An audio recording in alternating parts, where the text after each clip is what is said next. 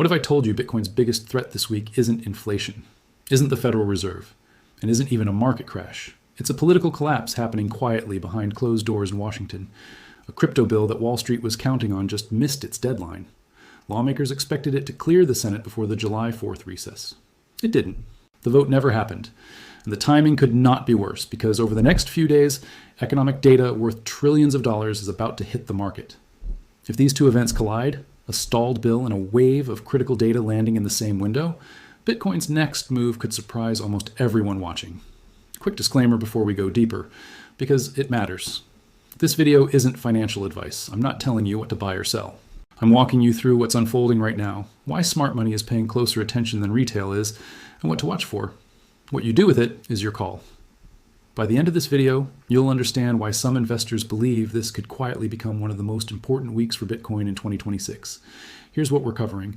Why this bill mattered so much to institutions in the first place. Why negotiations suddenly fell apart. What this week's economic data actually means for Bitcoin. And why some investors think this delay, as strange as it sounds, could end up being bullish rather than bearish. Stay with me until we get to the collision point, because that's where all of this actually connects.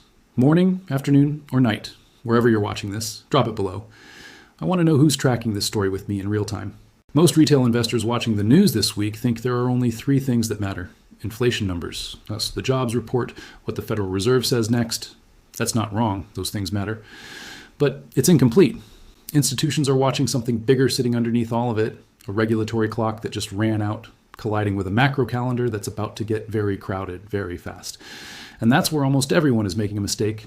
They're treating this as two separate stories, a political story about a bill in Congress and a macro story about jobs and inflation. In reality, these two stories are about to slam into each other in the same week, and very few people are positioned to understand what happens when they do. Let's talk about what this bill actually is, because the name gets thrown around a lot without much explanation. It's called the Digital Asset Market Clarity Act, known across the industry simply as the Clarity Act. Its entire purpose is to answer one question that has haunted crypto markets for a decade. Which regulator actually oversees which digital asset? Is a given token a security, falling under the Securities and Exchange Commission? Or is it a commodity, falling under the Commodity Futures Trading Commission? That distinction sounds bureaucratic. It isn't. It determines which rules exchanges must follow, which disclosures companies must make, and whether institutional money can enter this space with legal confidence instead of legal risk. This bill is separate from the Genius Act, which became law back in 2025, and covers stablecoins specifically.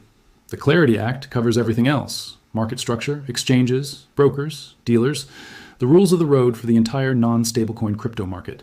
The House already passed its version by a wide bipartisan margin back in July of last year.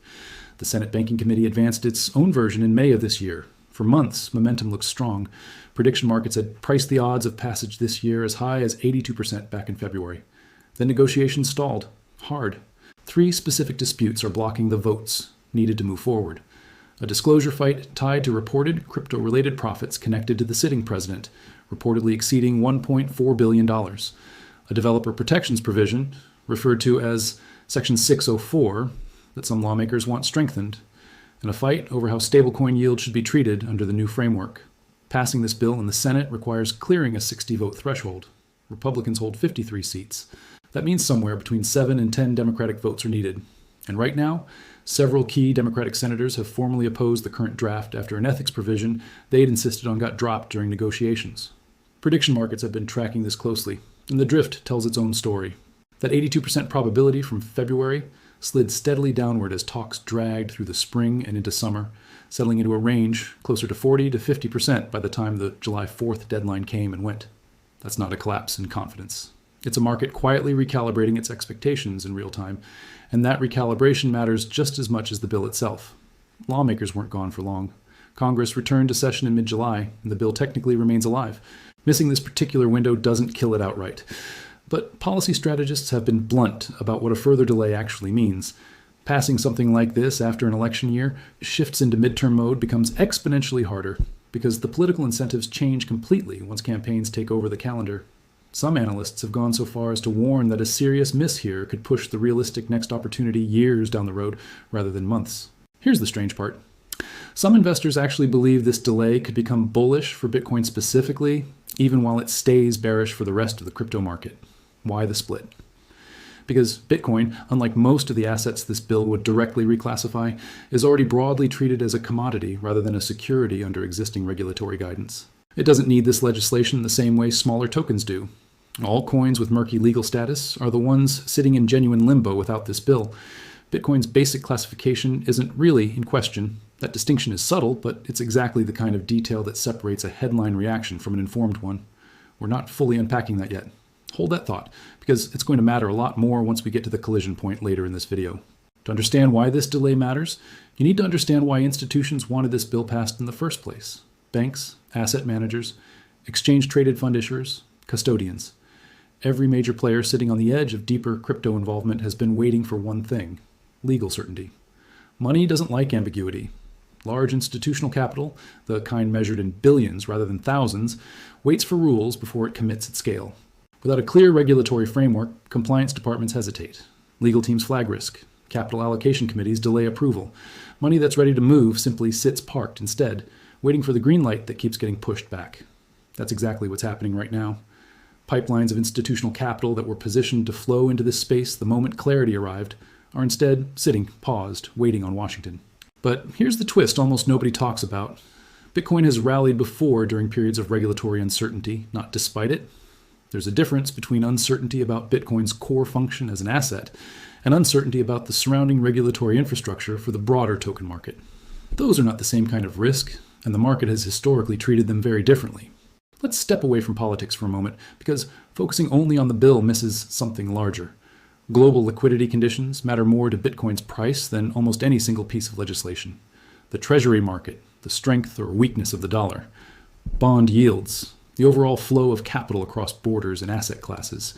These forces move trillions of dollars, dwarfing the size of any single regulatory decision. What if regulation isn't actually the biggest catalyst this week at all? What if it's something quieter, something most retail investors aren't even watching? Consider where things stood heading into this week. The Federal Reserve held interest rates steady at a range of 3.5% to 3.75% following its June meeting, while flagging that inflation remained elevated relative to its 2% target. Treasury yields have been moving in response to shifting expectations about whether the Fed leans toward another hike or eventually toward cuts. The dollar's strength or weakness against other major currencies continues to ripple through every risk asset, Bitcoin included. This is the layer institutions actually spend most of their time watching, not headlines. Liquidity conditions. And that layer is about to get a lot more data to react to, starting almost immediately. Here's what's actually landing on the calendar. The latest jobs report showed fewer jobs added than expected, while the unemployment rate ticked down and wage growth accelerated to roughly 3.5% year over year. That combination creates a genuine split in interpretation. Weaker headline job creation normally supports the case for a more dovish Fed, but faster wage growth feeds inflation concerns, which supports the opposite case, a Fed that stays cautious or even leans toward tightening further. Bitcoin's reaction to that report was itself telling. Prices climbed following the release, briefly touching the $63,000 level, as some traders leaned into the dovish interpretation. Next on the calendar, the June inflation report, due out in the middle of the month, following a May reading that came in hot at 4.2%. That release is widely viewed as the next major pivot point. A cooler than expected number could reinforce hopes of a Fed pause and pull more speculative capital back into risk assets, Bitcoin included. A hotter number does the opposite, reviving hike expectations and pressuring the exact same assets. Layer on top of that Federal Reserve meeting minutes, additional manufacturing and consumer data, and ongoing geopolitical developments affecting oil prices and broader risk sentiment, and you get a genuinely crowded stretch of catalysts landing in a very tight window. Each of these data points individually shapes Fed expectations. Fed expectations shape liquidity conditions. Liquidity conditions shape the dollar, and all of that eventually shapes where capital flows next, including into or out of Bitcoin. Now here's the part nobody is paying attention to. Bitcoin has reacted to inflation prints this year with a volatility that dwarfs its normal trading range. Earlier readings this year have triggered single-day swings well into the double digits in both directions, far exceeding what a typical trading session produces. That pattern tells you something important. Macro data isn't a background variable for Bitcoin anymore. It's become one of the primary drivers of short-term price action, arguably rivaling crypto-native news itself. That's a meaningful shift from where this market stood just a few years ago, when Bitcoin largely moved on its own internal narratives, exchange hacks, halving cycles, adoption headlines. Today, A single inflation report can move this asset more violently than almost anything happening inside the crypto industry itself. Institutional capital brought that correlation with it, and it isn't going away. But even a perfect run of economic data might not matter as much as you'd think if the regulatory backdrop stays this uncertain at the same time. Now let's merge these two threads together, because this is where the real story lives. On one side, political uncertainty. A crypto market structure bill that missed its window with real disputes, still unresolved, and no guaranteed path forward before Congress leaves for its next recess. On the other side, macro uncertainty. A jobs report sending mixed signals. A critical inflation print still ahead, and a Federal Reserve trying to balance a labor market that's cooling against inflation that hasn't fully retreated. Markets generally hate uncertainty. Ambiguity makes institutional capital hesitant, and hesitant capital sits on the sidelines rather than driving prices higher. And yet, Bitcoin has a strange, well-documented habit of thriving specifically when confidence in traditional financial systems weakens. Go back to 2020, when unprecedented monetary stimulus flooded global markets, and Bitcoin embarked on one of its strongest multi-year runs. Go back to the regional banking stress of 2023, when concerns about the traditional banking system sent a wave of capital searching for alternatives outside it, and Bitcoin benefited directly from that search. The pattern in both cases was the same. When trust in the existing financial plumbing wavers, even briefly, some capital doesn't just sit in cash. It looks for an alternative store of value outside the traditional system entirely. Bitcoin has repeatedly been a beneficiary of exactly that kind of search.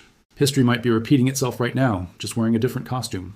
Political dysfunction on one side, monetary policy uncertainty on the other, and Bitcoin sitting in the middle waiting to see which force wins the argument. This is exactly why this matters right now, more than most people watching only one side of this story realize. A stalled bill by itself is a policy story. Mixed jobs data by itself is a macro story. Neither one, in isolation, is unusual enough to command this level of attention. It's the timing, both landing in the same narrow window, that turns this into something genuinely worth watching closely. Think about it from the perspective of a large allocator managing billions in client capital. They're not reacting to a single headline. They're running scenario models across every combination of outcomes, political and macro, simultaneously, trying to figure out where the highest probability path leads.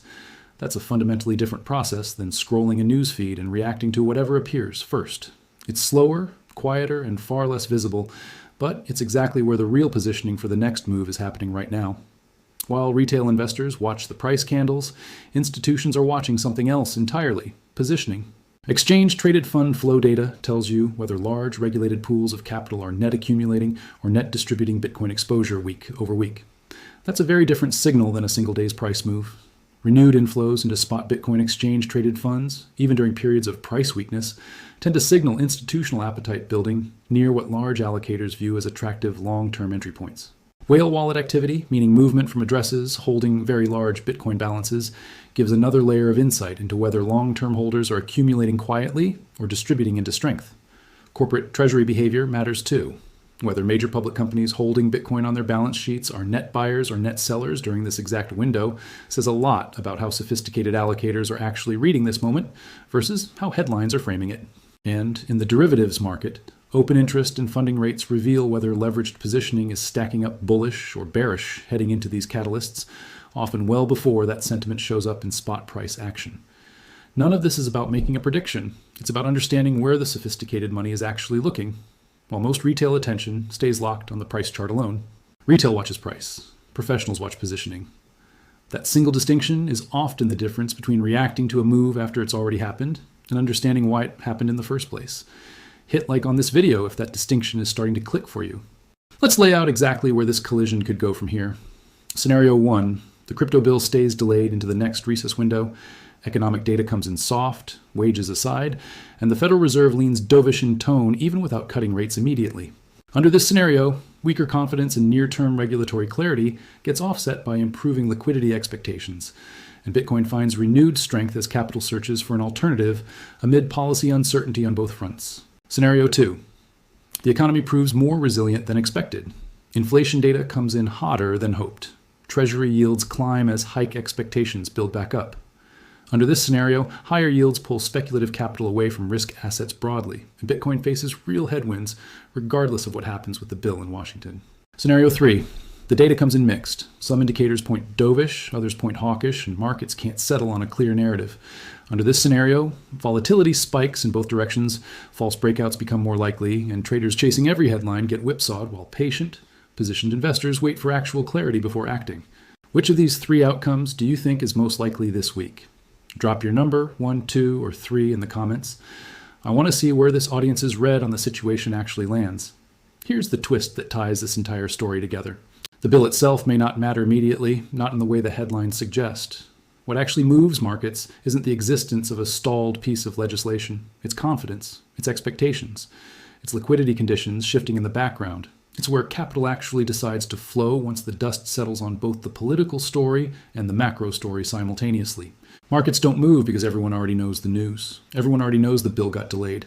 Everyone already knows the jobs report came in mixed. That information is priced in the moment it's published. Markets move because reality surprises expectations. It's the gap between what traders assumed would happen and what actually happens next that creates real price movement, not the headline itself. Whether Bitcoin explodes higher, drifts sideways, or experiences another sharp wave of volatility over the coming days, one thing is becoming increasingly clear. This isn't just another ordinary week on the calendar. It's a genuine test of how politics, regulation, liquidity, and investor psychology collide in real time. And moments exactly like this one have a habit of defining the next major trend long after the headline that triggered them has been forgotten. Are you positioned for whichever of these three scenarios actually plays out? Or are you just watching from the sidelines, waiting to react once the price already moves? Be honest with yourself in the comments below. Do you think the failed crypto bill ultimately hurts Bitcoin over the coming months? Or could this exact uncertainty become the spark for its next major move? What would you actually do if scenario 2 plays out and yields climb hard into next week? Let me know down below. I read every single comment on these breakdowns. Do you think the system, meaning the entire structure of Fed policy, regulatory delay, and market liquidity, can hold together cleanly through this window? Or are we watching the early cracks of something bigger? Comment below if you're watching this exact collision unfold in your own portfolio decisions right now. If this breakdown made things click for you, hit subscribe so you stay ahead of what's coming. Because this exact story, regulation colliding with macro data, is going to keep repeating in different forms for the rest of this year. And if you know someone who owns Bitcoin, holds crypto exposure through an exchange-traded fund, or just keeps asking you nervous questions about what a stalled bill in Washington actually means for their portfolio, share this with them before the next headline lands and they only get half the picture. Tell me what you want broken down next. Should we go deep on how exchange-traded fund flow data has actually shifted week by week through this stretch? Should we dig into exactly what happens to the Clarity Act if it slips past the next recess entirely? Or do you want a full historical breakdown of every time Bitcoin has rallied, specifically during periods of institutional regulatory uncertainty? Drop your vote below, and whichever topic gets the most requests becomes the next deep dive on this channel. Whether Bitcoin explodes higher, moves sideways, or hits another wave of volatility this week, one thing is becoming increasingly clear. This isn't just another week on the calendar. It's a test of how politics, regulation, liquidity, and investor psychology collide. And those moments often define the next major trend. I'll see you in the next one.